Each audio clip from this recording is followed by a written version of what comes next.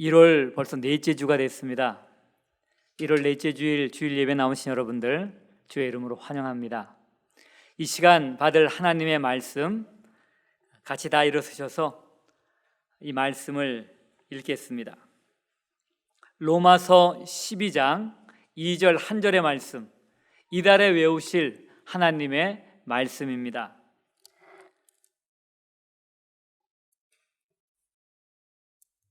다 외우시는 줄 알고 안 띄워주려고 그랬나 봐요. 자, 외우실 수 있는 분은 외우시고 읽으실 분은 읽으시기 바랍니다. 너희는 이 세대를 본받지 말고 오직 마음을 새롭게 함으로 변화를 받아 하나님의 선하시고 기뻐하시고 온전하신 뜻이 무엇인지 분별하도록 하라.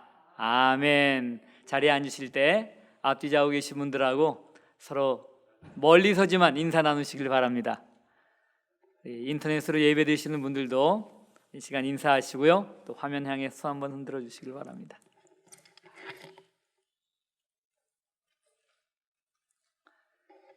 어떤 사람이 산길을 가다가 두 갈래 길을 만나게 되었습니다.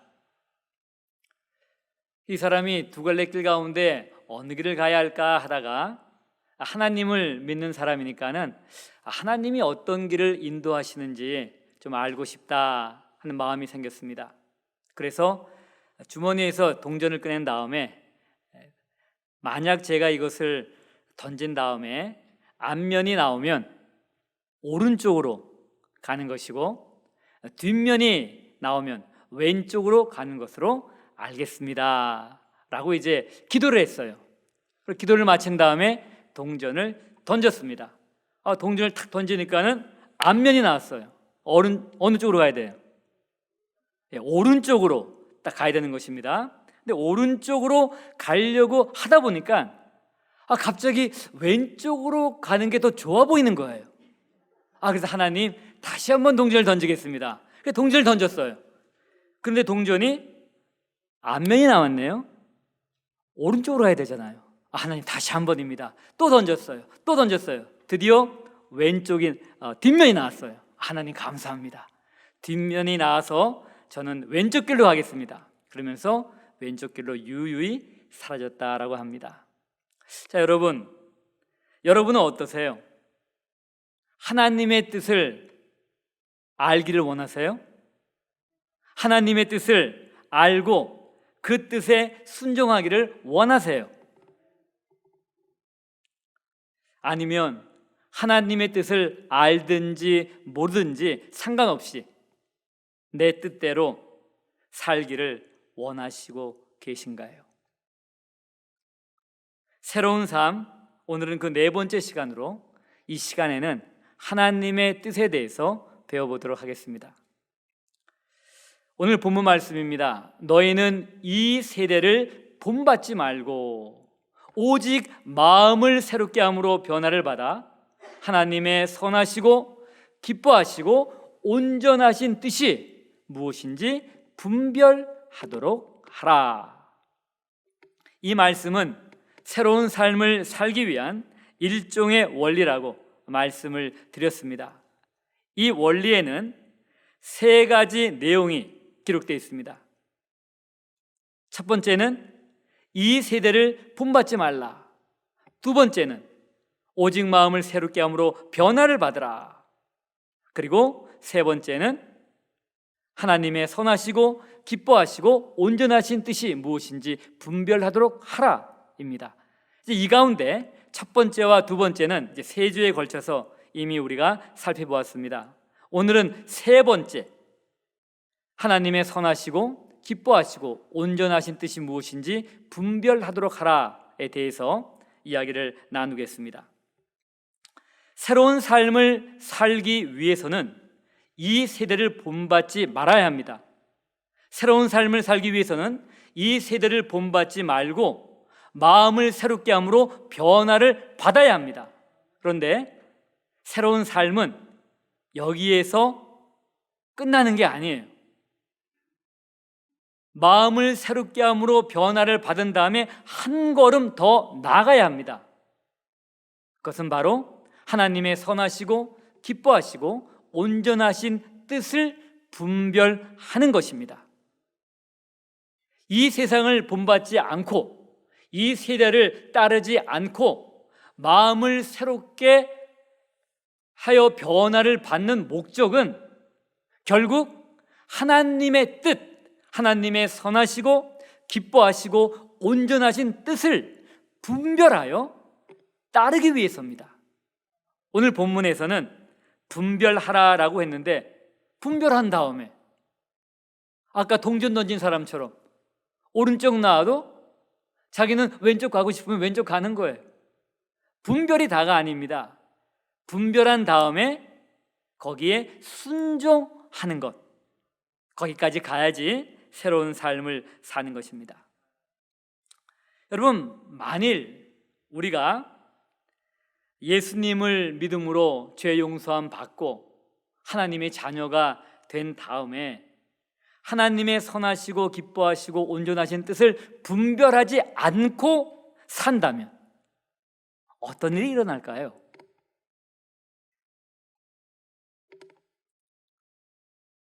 만약 우리가 하나님의 뜻을 분별하지 않고 산다면 누구 뜻대로 사는 거예요? 우리 뜻대로, 아니면 세상 뜻대로, 그냥 세상 방식대로. 나는 잘 모르겠고 세상이 그렇게 살아가니까 그냥 나 그거 쫓아갈래. 세상을 쫓아가거나 자기가 하고 싶은 대로 살아가겠죠. 그것이 바로 우리가 예수님을 믿기 전까지 살아왔던 삶, 즉 옛 삶이에요. 오늘 성경 말씀은 그 삶을 청산하라 하는 것입니다. 그래서 타이틀이 새로운 삶이에요. 전에 우리는 자기 중심적이고 세상 중심적인 삶을 살아왔어요. 그래서 하나님과 뭐가 됐어요? 원수가 된 거예요. 원수가. 하나님의 진노의 자녀가 된 겁니다. 죄 가운데 죽어 있었습니다. 그리고 그 결과 우리는 영원한 심판을 받을 수밖에 없었죠. 이 땅에서 풍성한 삶, 의미 있는 삶, 그런 삶 사는 것, 살지 못하는 것뿐만 아니라 죽어서 나중에 영원한 심판 가운데 처할 수밖에 없었다고 하는 것입니다. 우리의 이런 비참한 상황 때문에 하나님은 자기의 아들 예수 그리스도를 이 땅에 보내주신 거예요. 그래서 예수 그리스도는 십자가 위에서 우리의 죄, 자기 중심적이고 세상 중심적인 삶을 산 그 죄를 대신해 십자가에 죽으시고 부활을 하신 것입니다. 그런데 만약에 그렇게 해서 구원받은 사람이, 하나님의 자녀가, 우리가 다시 우리 뜻대로 세상 뜻대로 살아간다고 하면은 그건 옛삶을 사는 거 아니겠어요? 그러므로 구원받은 사람은 누구든지 간에 새로운 삶을 살아야 되는데, 새로운 삶을 살기 위해서는 반드시 하나님의 선하시고 기뻐하시고 온전하신 뜻을 분별해야 하는 것입니다. 이것은 어떤 목회자나 선교사님이나 믿음이 좋은 어떤 집사님이나 장로님이나 그런 분들만 하는 게 아니에요. 구원받은 모든 그리스도인들은 하나님의 뜻을 반드시 분별해야 합니다. 그래야만이 새로운 삶을 살 수가 있는 것입니다. 물론 여러분, 여기서 한 가지 오해하지 말 것은 있어요. 우리가 하나님의 뜻을 분별하지 못하고 내 뜻대로 살거나 세상의 뜻으로 산다고 할 때 그 모든 것이 다 반드시 비윤리적이고 반사회적인 것은 아니에요. 우리가 이 땅에 사는 사람들, 믿지 않는 사람들 봐도 굉장히 건전하게, 그리고 우리가 보기에 참 존경스럽다 할 정도로 살아가는 사람들이 있죠. 우리 가운데도 예수 믿기 전에 그런 삶을 사신 분들이 있을 것입니다. 물론 그 나름대로 의미가 있어요. 보람도 있습니다. 그리고 세상의 칭찬과 존경을 받을 수도 있어요. 또 나름대로는 행복을 거기서 맛볼 수도 있습니다. 하지만 그런 삶은 나름대로는 좋을지는 모르지만 하나님이 의도하시는 최선의 삶은 될 수가 없다는 것입니다. 창조주 하나님께서 우리 인생을 향하여 갖고 계신 모든 목적을 이룰 수가 없기 때문입니다. 그런 삶은 인간의 기준으로 볼 때는 나름대로 성공한 삶이라고 할 수도 있어요. 그러나 하나님의 기준에서 봤을 때는 실패한 삶이요, 반역적인 삶입니다. 아무리 양심적으로 살아도, 아무리 인간의 기준에 선하게 산다 해도 말입니다. 반면에 하나님의 뜻을 분별하고 그 뜻대로 순종하며 사는 삶은 때로는 인간의 기준으로 볼 때는 불행한 삶, 실패한 삶으로 보일 수가 있어요. 여러분이 지금 마태복음을 계속 묵상하고 계시는데 이미 지나간 이야기지만 침례 요한, 그 이야기가 쭉 나옵니다. 침례 요한이 어떻게 태어나고 또 어떻게 그가 사역을 했는지 이제 점점점 우리가 읽어 나가다 보면 그는 30대 죽어요. 30대 초반에 죽어요. 비참하게 목이 잘려서, 그것도 생일 파티에서 벌어진 어떤 일 때문에 그냥 죽습니다. 인간으로 보기엔 너무나 허망한 죽음이잖아요. 얼마나 안타까운 죽음이고 불행한 죽음입니까? 어떻게 보면 실패한 삶이라고도 할 수 있죠.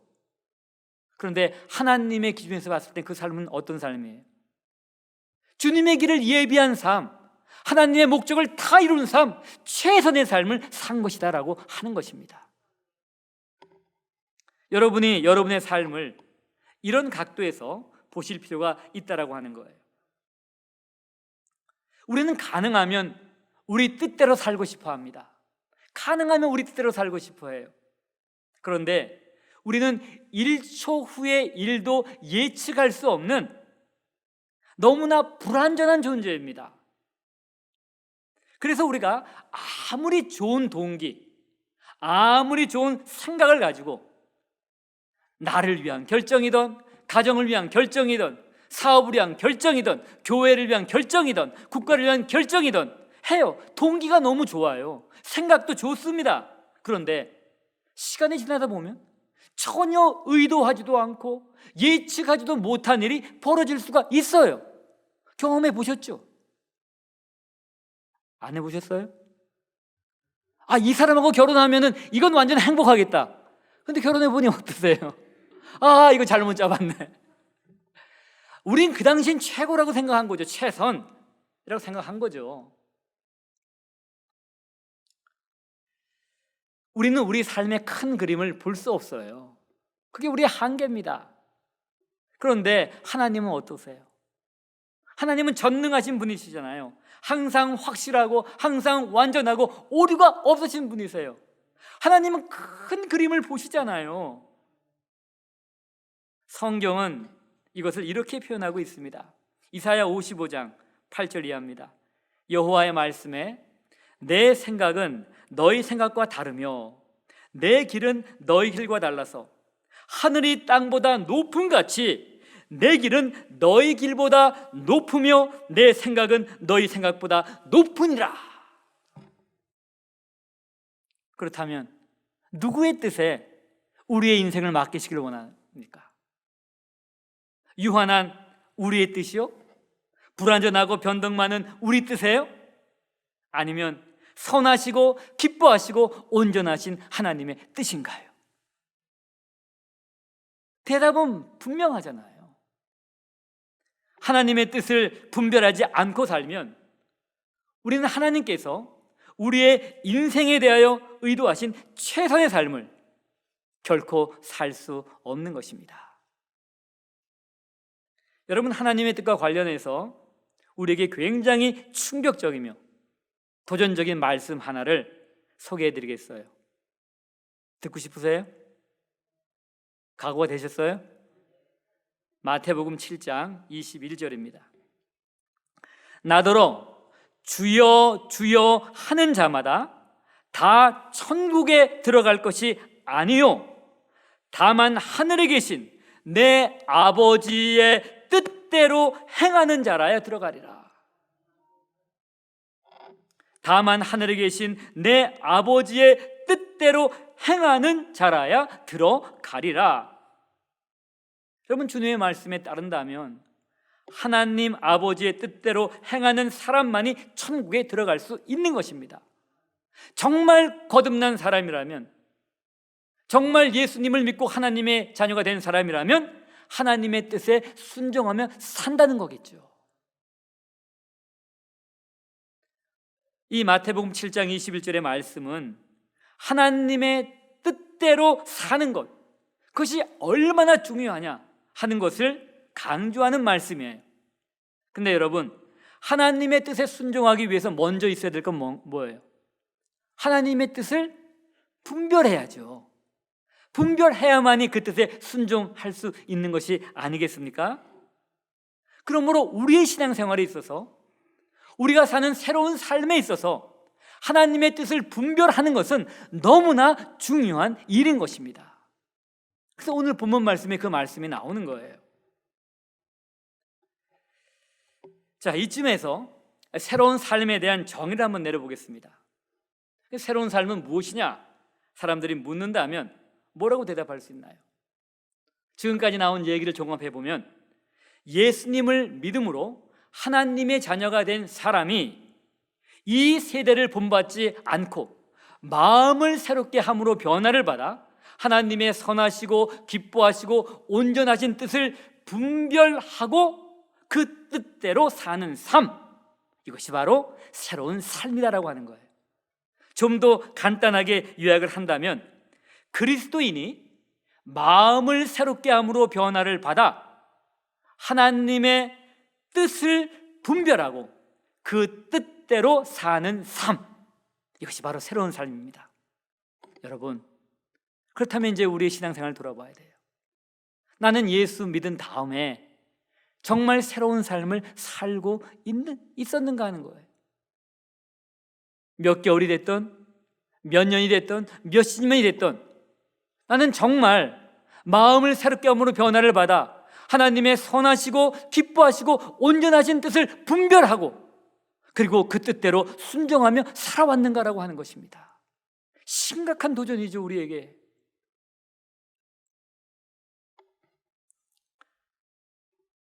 지금까지 제가 하나님의 뜻을 분별해야 하는 이유, 그리고 새로운 삶이 무엇인가, 그 정의에 대해서 살펴봤습니다. 자, 나머지 시간에는 하나님의 뜻이 의미하는 바가 무엇인지에 대해서 나누겠습니다. 그리고 다음 시간에는 하나님의 뜻을 분별하는 것에서 대해 배우도록 합니다. 자, 하나님의 뜻은 무엇일까요? 우리 굉장히 많이 사용하잖아요. 이건 하나님의 뜻입니다. 그거 하나님의 뜻이야. 하나님의 뜻은 뭘까? 그 하나님의 뜻, 그 말은 도대체 뭘 의미하는 거예요? 대강은 여러분이 짐작은 하겠는데, 이 셀레마라는 단어, 뜻이라는 단어, 이 헬라어로 이렇게 쓰여 있는데요. 이 셀레마, 델레마라고도 발음할 수가 있는데, 이 단어의 의미는 뜻, 의도, 의향, 소원, 목적, 계획 다 포함되어 있습니다. 굉장히 다양한 개념을 갖고 있는 단어예요.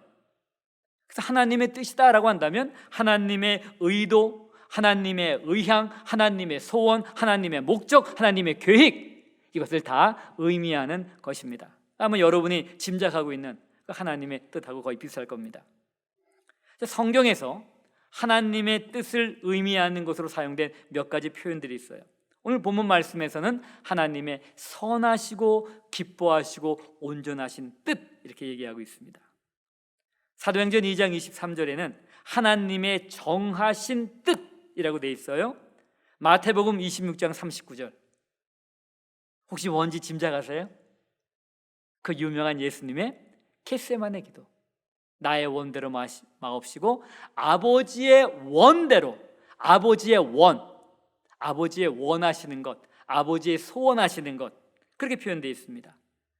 좀 전에 제가 읽어드린 이사야 55장 8절 이하에서는 내 생각, 내 길이라고 표현이 되어 있습니다. 하나님의 뜻은 하나님의 의도, 하나님의 의향, 하나님의 소원, 하나님의 목적, 하나님의 계획, 이 다양한 의미를 가지고 있는데 오늘 본문에 따른다면, 간단하게 표현하면 이런 특징을 갖고 있어요. 그 하나님의 뜻은 선해요. 그 하나님의 뜻은 기쁜 것입니다. 그 하나님의 뜻은 온전한 것입니다.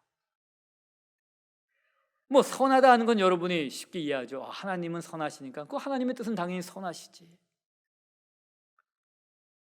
기쁜 것이다. 이 기쁜 것, 이 좀 딱 이해하기가 쉽지가 않을 텐데, 이 단어의 원래 의미는요, 기쁘다 하는 얘기는 마음에 든다, 받아들일만 하다. 그래서 영어 성경 가운데 보면 acceptable이라고 번역을 했어요. 뭐 good, acceptable and perfect, 뭐 그런 식으로 선하시고 기뻐하시고 온전하신 뜻이라고 한 겁니다. 온전하다 하는 건 맞아요. 뭐 perfect도 되고 완전한 것도 되고 온전한 것도 되고 다 되는 거죠. 그게 하나님의 뜻의 특징이에요.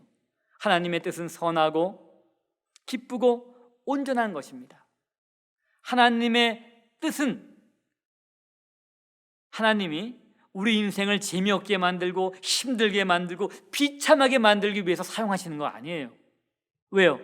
그 뜻은 선하고 기쁘고 온전한 것이기 때문입니다. 그러므로 하나님의 뜻은 결코 우리 인생의 무거운 짐이 아니에요. 하나님 뜻 없었으면 좋겠다, 그게 아니라 하나님의 뜻은 우리 인생을 완벽하게 살 수 있도록 만들어줍니다. 온전하게 살 수 있도록 만들어줍니다. 하나님의 의도대로 살 수 있도록 인도해줍니다. 하나님의 뜻이 우리 인생의 짐이 아니라 이것이 복이다라고 하는 것, 성경적인 예를 하나 들어드리겠습니다. 하나님의 뜻이 구체적으로 드러나는 것, 어디에 드러나나요? 성경 말씀에 있죠. 특별히 그 가운데 하나님의 명령, 규례, 분명한 하나님의 뜻이 거기 드러나 있습니다. 신명기 10장 13절에 보면 하나님의 명령과 규례의 목적을 이렇게 설명합니다.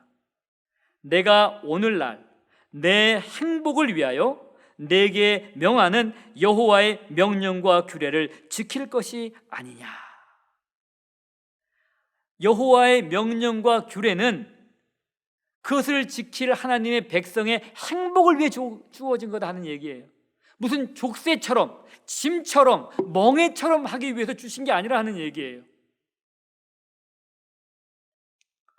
하나님의 뜻은 우리의 행복을 위한 것입니다. 하나님의 뜻은 선하고 기쁘고 온전한 것입니다. 자, 이런 하나님의 뜻에는 크게 두 가지가 있어요. 근데 이 두 가지에 대해서 용어를 사람들마다 좀 달리 사용을 해요. 제가 청년 시절 때 그냥 배운 용어 그대로 그냥 사용하겠습니다. 그 하나는 주권적인 하나님의 뜻이에요. 다른 하나는 허용적인 하나님의 뜻입니다. 크게 두 가지 하나님의 뜻을 얘기할 수가 있어요. 근데 이 두 가지 뜻을 구별하는 게 굉장히 중요해요. 만약에 이 두 가지 뜻을 잘 구별하지 못하게 되면은, 또 여기에 대해서 오해하게 되면 하나님을 오해하게 됩니다. 주권적인 하나님의 뜻이란 것은 뭔가 하면 어느 누구도 거스릴 수도 없고 어느 누구도 간섭할 수도 없는 절대적인 하나님의 뜻을 얘기하는 거예요. 그게 하나님의 주권적인 뜻입니다. 예컨대 인류 구원을 위하여 하나님이 예정하신 그 메시아의 성육신 사건, 하나님 이거는 뭐 인간이 이렇게 원하지 않으니까 이렇게 해야지, 그렇게 할 수 있는 게 아니죠. 정해진 하나님의 뜻이에요. 십자가의 사건, 오순절의 사건, 주님의 재림의 사건, 이것은 아무도 간섭할 수 없고 아무도 방해할 수 없는, 사탄조차도, 공중의 권세 잡은 사탄조차도 방해할 수 없는 하나님의 절대적인 뜻입니다. 반드시 이루어지죠. 우리의 구원을 위한 하나님의 뜻도 여기에 해당합니다. 자, 성경적인 예를 하나 들어드릴게요. 사도행전 2장 23절입니다. 예수님의 십자가 사건에 대한 얘기를 하는 겁니다. 그가 하나님께서 정하신 뜻과 미리 아신 대로 내준 바 되었거늘 너희가 법 없는 자들의 손을 빌려 못 박아 죽였다. 예수님이 이 땅에 와서 십자가에 달려 죽으신 것이 그냥 무기력해서 제자들이 힘을 좀 못 써서 그래서 십자가에 달려 무기력하게 돌아가신 게 아니라 하는 얘기예요. 하나님의 정하신 뜻 가운데 일어난 사건이다라고 하는 것입니다. 자, 허용적인 하나님의 뜻이라는 것, 이게 용어가 이게 좀 오해의 소지가 있어요. permissive라는 단어를 영어로는 사용을 하는데, 그래서 사람들은 다른 말로 바꾸는데 다른 말도 이게 용어, 한국말 용어로 설명하기가 좀 편하지는 않아요.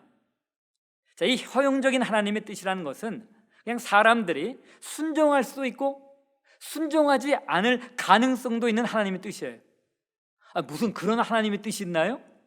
아니, 하나님의 뜻이면 다 순종을 하는 거지 왜 순종하지 않을 가능성도 있는 하나님의 뜻도 있나요? 있어요. 물론 이 허용적인 하나님의 뜻이라고 하는 것은 사람이 순종하지 않아도 된다라고 하는 거 아니에요. 사람이 그 교만함과 완악함 때문에 거역하고 불순종할 가능성이 있다라는 의미이라는 것입니다. 예를 들어서 데살로니가전서 4장 3절입니다. 하나님의 뜻은 이것이니 너희의 거룩함이라. 하나님의 뜻은 이것이니 너희의 거룩함이라. 분명한 하나님의 뜻이잖아요. 그러면 우리 모두 다 언제나 거룩한 삶을 사느냐 하는 거예요. 어떨 때는 굉장히 거룩하게 살잖아요. 그런데 다른 어떤 때는 굉장히 거룩하지 못하게 살죠. 아니, 어떨 때는 마귀처럼 살 수도 있어요. 하나님의 뜻은 분명한데 우리가 그 뜻에 순종할 수도 있고 안 할 수도 있다는 의미에서 허용적인 뜻이다라고 할 수 있는 것이죠. 또 사람들이 예를 드는 것 가운데 하나는 이런 겁니다. 이스라엘 백성들이 왕을 원해요. 근데 하나님은 왕을 주기를 원치 않았어요. 그냥 필요할 때 사사 세워서 통치하는 거예요. 사무엘 때입니다. 사무엘이 마지막 사사로 활동을 할 때입니다. 그런데 그때 백성들은 뭘 원해요? 왕을 원하는 거예요. 하나님은 왕 세우는 거 하나님의 뜻이 아니었어요. 그래서 사무엘을 통해서 왕 제도의 어려운 점을 쭉 설명을 하게 합니다.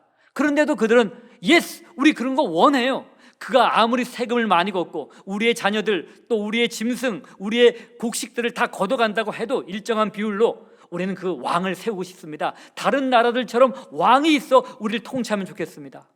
근데 이스라엘에 있어서 왕은 누구예요? 하나님이시잖아요. 그래서 하나님은 인간 사사를 통해 그를 통해 이스라엘 다스리를 원하는데 이스라엘 백성들이 왕을 원하는 거였어요. 결국 어떻게 하나님이 하셨어요? 왕을 주셨어요. 그 왕을 주신 게 하나님의 뜻인가요? 그러면 뜻이면 무슨 뜻이에요? 원래 하나님 뜻은 아니었잖아요.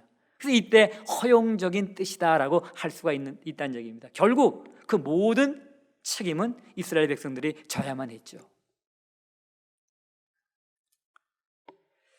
이 허용적인 하나님의 뜻과 주권적인 하나님의 뜻을 잘 이해하면 하나님에 대한 쓸데없는 오해를 안 할 수가 있어요.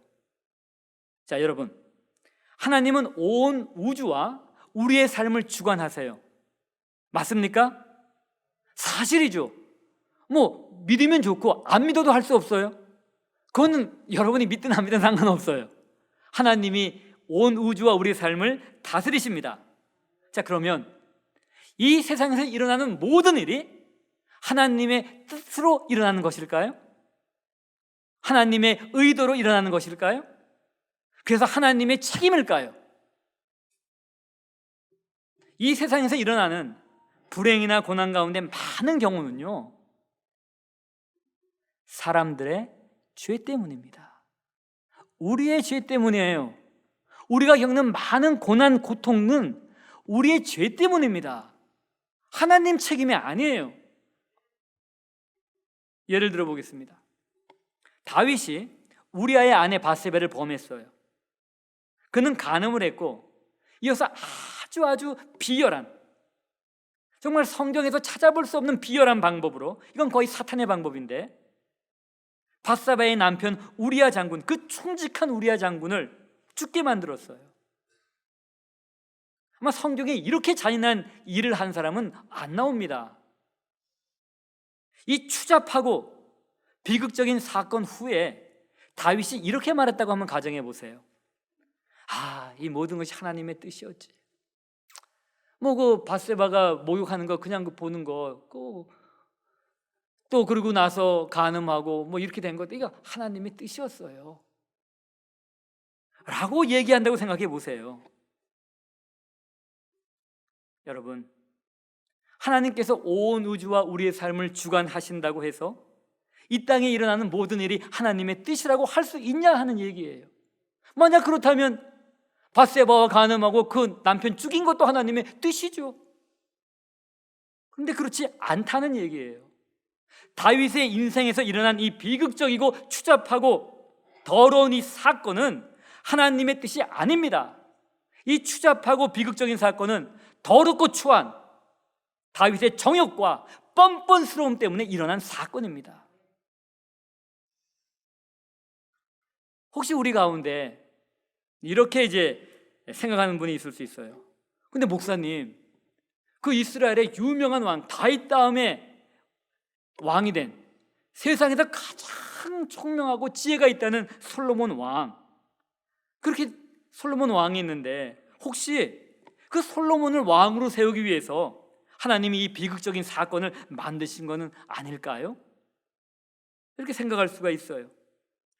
다윗과 밧세바 사이에 솔로몬이 태어났기 때문입니다. 과연 그럴까요? 하나님께서 다윗의 여러 명의 아내 가운데서는 솔로몬과 같은 지혜 있는 아들을 낳게 할 수 없어서 다른 남자의 아내와 간음을 하고 살인을 해서 결국 솔로몬을 낳게 하실 수밖에 없는 것일까요? 이건 말이 안 되잖아요. 이거는 거룩하시고 의로우신 하나님에 대한 모독입니다. 하나님은 돌을 가지고도 솔로몬을 만드실 수 있죠. 하나님은 여자의 도움 없이도 필요하다면 솔로몬을 만들 수 있어요. 동정녀가 아니라 동정남을 통해 낳는 겁니다. 동정남은 아니죠, 다윗은. 그런 하나님은 전능하신 하나님이시죠. 비극적으로 엮어진 다윗과 밧세바 사이에서 태어난 솔로몬이 세상에서 제일 가는 지혜를 갖고 그 많은 부를 축적하는 왕이 된 것, 이것은 전적으로 하나님의 은혜 때문이에요. 시궁창에서도 쓰레기 더미 가운데서도 장미꽃을 피게 할 수 있는 전능하신 하나님의 은혜 때문에 그런 일이 일어난 것이다라고 하는 것이죠. 여러분, 솔로몬 왕의 마지막을 아시나요?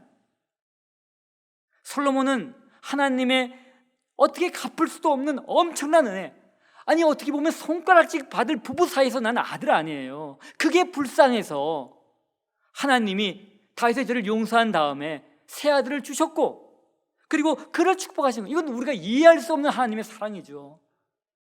만약에 택한다면 다른 부인 통해서 낳는 게 떳떳하잖아요. 정말 우리가 이해할 수 없는 하나님의 은혜예요. 그런데 이런 큰 은혜를 입은 솔로몬이지만 결국 그는 어떻게 했어요? 그는 이스라엘 통일 국가가 쇠퇴의 길을 가는 문을 활짝 열어놔 버렸어요. 결국 그 나라는 분열되는데 그 아들 때 그 문을 열어놓은 책임이 누구에게 있어요? 솔로몬에게 있다는 얘기입니다. 온갖 우상을 섬기게 하고 그것을 이스라엘에 들어오게 만든 사람이 바로 솔로몬이에요. 그는 배은 망덕한 왕이었습니다. 텍사스 인신매매단에 끌려가서 말로 표현하기 어려운 고통 가운데 살다가 극적으로 구출된 여성들이 있습니다. 이 여성들이 인신매매단에 끌려가 비극적인 삶을 산 것이 하나님의 뜻인가요? 많은 사람들이 여러분에게 물어볼 거예요. 삶의 고통 가운데, 아니면 여러분도 그런 경험이 있을 거예요. 삶의 어려움 가운데, 환난 가운데 하나님, 이게 하나님의 뜻인가요? 여러분, 인신매매단에 끌려간 이 여인들의 삶, 이게 하나님의 뜻이에요? 아니죠. 이것은 더럽고 추한 인간의 탐욕이 만들어낸 악질적인 범죄입니다. 물론 이런 인생을 산 사람을 하나님이 극적으로 변화시키고 그를 회복시켜서 하나님의 뜻 가운데 많은 사람들을 위해서 귀하게 사용하는 그런 사람으로 만드는 것, 그것은 정말 전적인 하나님의 은혜예요. 그런데 그런 일을 하기 위해서 하나님이 이걸 다 만드셨다? 하나님을 범죄자로 만드는 거잖아요. 하나님은 합력하여 선을 이루실 수 있기 때문에 비극 가운데서 하나님이 그 놀라운 일을 이루실 수는 있죠. 그렇다고 해서 그 비극이 하나님 책임은 아니라고 하는 것입니다. 여러분, 지금 지구 곳곳에서 어떤 곳에서는 많은 어린이들이 음식을 잘 먹지 못해 영양실조에 걸리고 그리고 죽어가고 있습니다. 이거 하나님의 뜻인가요? 이것이 거룩하시고 의로우시고 사랑이 풍성하신 하나님의 뜻인가요? 당연히 아니죠.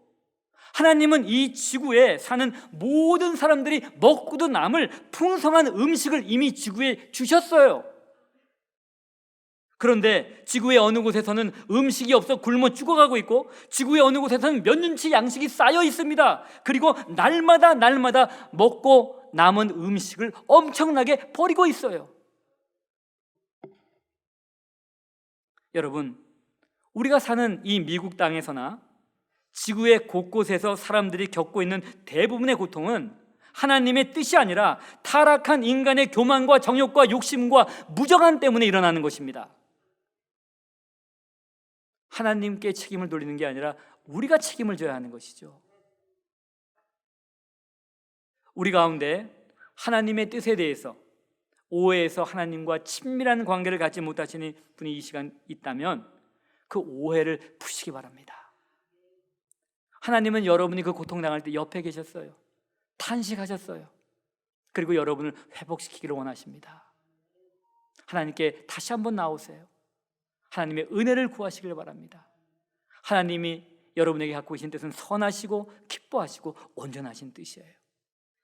혹시 하나님의 뜻에 대해 오해해서 신앙을 떠났거나 신앙이 자라지 못한 사람을 여러분이 아신다면 오늘 이 말씀을 꼭 나눠주시길 바랍니다. 진리가 우리를 자유케 하는 것입니다. 오늘 말씀 결론 맺습니다. 예수님을 믿음으로 구원을 받은 사람은 새로운 삶을 살아야 합니다. 새로운 삶을 살기 위해서는 이 세대를 본받지 말고 마음을 새롭게 함으로 변화를 받아 하나님의 선하시고 기뻐하시고 온전하신 뜻이 무엇인지 분별해야 하는 것입니다. 새로운 삶은 하나님의 선하시고 기뻐하시고 온전하신 뜻을 분별하고 그 뜻에 순종하는 삶입니다. 우리를 향하신 하나님의 뜻은 선하시고 기뻐하시고 온전합니다. 그러므로 하나님의 뜻을 자신의 죄나 실수에 대한 변명으로 사용하지 말아야 합니다. 하나님의 뜻을 자신의 무관심이나 이기심이나 욕심에 대한 변명으로 사용하지 말아야 합니다. 우리 모두 하나님의 선하시고 기뻐하시고 온전하신 뜻을 분별하여 새로운 삶, 최선의 삶을 사시길 바랍니다. 오늘 말씀 생각하시면서 잠시 결단의 기도 드리겠습니다.